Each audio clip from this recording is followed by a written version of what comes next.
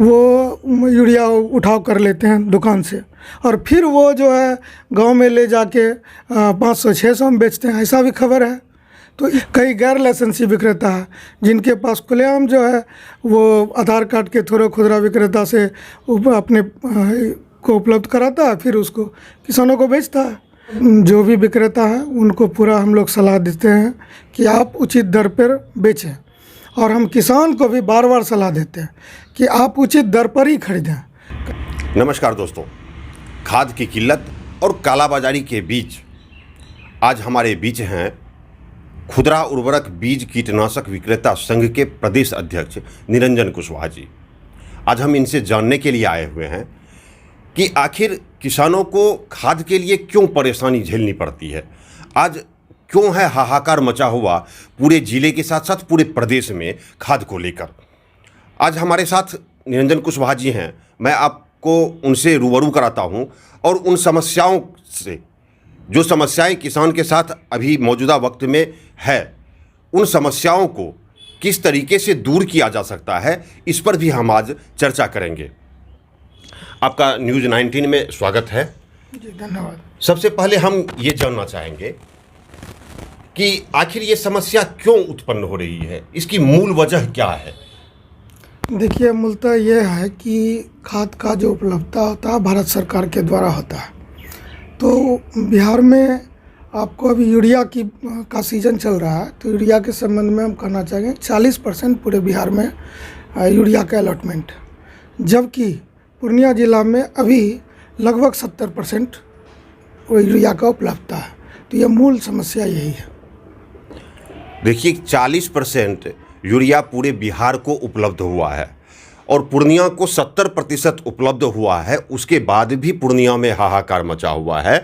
तो फिर जिस जिले को 40% उपलब्ध हुआ होगा उस जिले की क्या हालत होगी, आप बता सकते हैं इसका? जी बिल्कुल, आप देख रहे हैं पूरा बिहार से खबर आ रहा है कि किसान रात भर जो है लाइन में खड़े होते हैं कि किसी दुकान में अगर 100 बोरा यूरिया का उपलब्धता है, कल मिलने वाला है, तो एक दिन पहले से लाइन में खड़े होते हैं।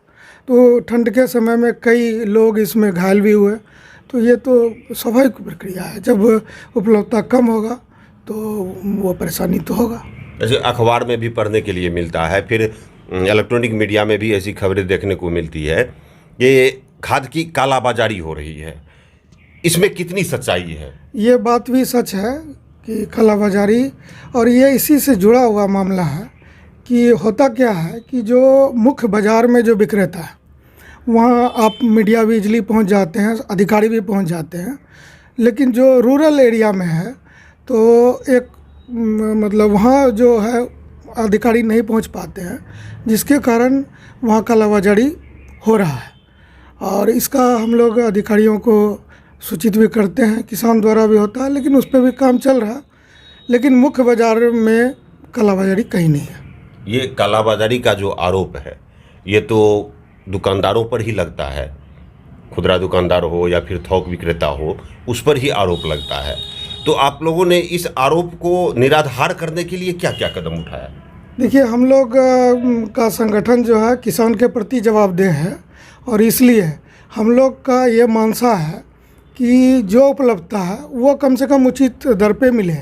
तो थोक विक्रेता इसमें से अलग होते हैं, वो उपलब्ध कराते हैं खुदरा विक्रेता को। तो कुछ समस्या वहाँ से भी है, अधिकारियों से भी कुछ समस्या है, और कुछ और समस्या है कि जो कुछ किसान के नाम पे जो समाज में ऐसे लोग होते हैं अपने दबंगता से या जो भी कहिए उस कारण से वो यूरिया उठाव कर लेते हैं दुकान से, और फिर वो जो है गांव में ले जाके 500-600 में बेचते हैं, ऐसा भी खबर है।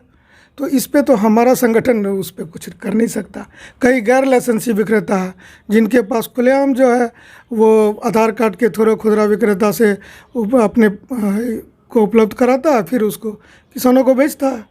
तो वो सब तो हमारे संगठन से बाहर का है। ये किसान को सही समय पर और उचित मूल्य पर उसको खाद मिले, और साथ ही ये जो कालाबाजारी की बातें सामने आ रही है, ये कालाबाजारी न हो, इसके लिए आपके दिमाग में कोई सुझाव है क्या? देखिए, हमारा संगठन जो है ये सरकार का कोई मतलब संवैधानिक संगठन नहीं है, लेकिन हमारा जो भी विक्रेता है उनको पूरा हम लोग सलाह देते हैं कि आप उचित दर पर बेचें, और हम किसान को भी बार बार सलाह देते हैं कि आप उचित दर पर ही खरीदें।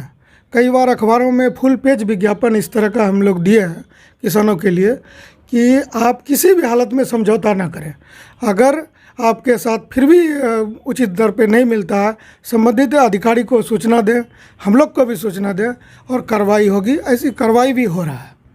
नहीं, ऐसा देखा गया है कि किसान अगर उस उचित मूल्य पर खरीदने के लिए जाए और वहाँ पर जो दुकानदार है वो दुकानदार कालाबाजारी करने के लिए पहले से प्लान है किया हुआ है कि हम कालाबाजारी करके बेचेंगे, 100 रुपये ज़्यादा कमाएंगे हम इसमें, तो किसान कैसे खरीदेगा? वो तो उचित मूल्य पर खरीदने गया है, आपकी बातों को वो मान रहा है कि हम उचित मूल्य पर ही खरीदेंगे। किसी भी समस्या का निदान जड़ से करना होगा, तभी संभव है।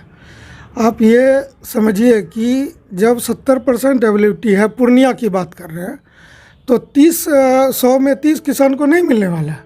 तो इसी पोजीशन का किसान भी इसमें जो है उनको झुकना पड़ता है, और इसी जो व्यवस्था है इसी के कारण खुदरा विक्रेता भी कहीं कहीं मनमानी कर पाते हैं।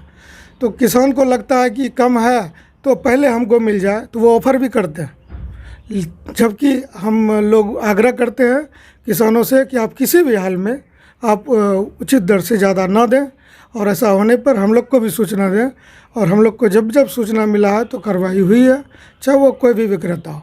जो विक्रेता गलत करता है वो हमारे संगठन का उसको बचाने का कभी प्रयास नहीं किया। ये थे खुदरा उर्वरक बीज कीटनाशक विक्रेता संघ के प्रदेश अध्यक्ष निरंजन कुशवाहा जी। इन्होंने जो अभी आपको बताया वो कितनी सच्चाई है इनकी बातों में, और हकीकत धरातल पर क्या है उसमें कितनी सच्चाई है, ये भी आप समझ सकते हैं। अब देखना ये होगा कि सरकार उपलब्ध कब करवाती है, कितनी मात्रा में करवाती है। जैसा कि इन्होंने अभी बताया कि 70% यूरिया पूर्णिया में उपलब्ध करवाया गया है। जब पूर्णिया में इतनी मारामारी है यूरिया को लेकर, जब 70% उपलब्ध है, तब तो आप समझ सकते हैं कि अन्य जिलों की क्या हालत होगी। वहाँ पर किसान किस तरीके से अपने खेतों में यूरिया डाल रहे होंगे और किस तरीके से कतार में खड़े हुए होंगे खुदरा विक्रेता की दुकानों पर। इस वीडियो में इतना ही। यदि अभी आप हमें YouTube पर देख रहे हैं तो आप हमारे YouTube चैनल को सब्सक्राइब कर लें, और यदि आप हमें Facebook पर देख रहे हैं तो आप हमारे Facebook पेज को लाइक, फॉलो और शेयर अवश्य करें, ताकि हर छिपी और दबी हुई खबरें आप तक आसानी से पहुंचती रहे। बहुत बहुत धन्यवाद।